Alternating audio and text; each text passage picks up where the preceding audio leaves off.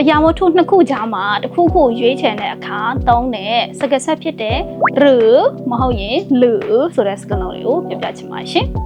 သူရဲ့အဓိပ္ပာယ်ကဒါမှမဟုတ်ရင်သုံးမဟုတ်လားဆိုတဲ့နေရာမှာသုံးလို့ရတယ်ဥပမာจะเอากาแฟหรือชากาแฟသုံးမဟုတ်လက်ဖက်ရည်အဓိပ္ပာယ်က coffee ယူမလားလက်ဖက်ရည်ယူမလားจะเอากาแฟหรือชาနောက်တစ်ခုကသွားမှာလားမသွားဘူးလားจะไป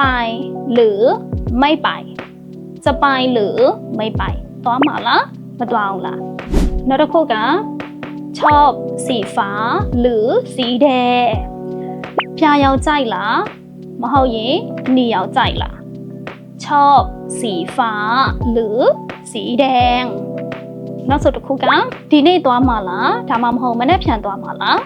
จะไปวันนี้หรือจะไปพรุ่งนี้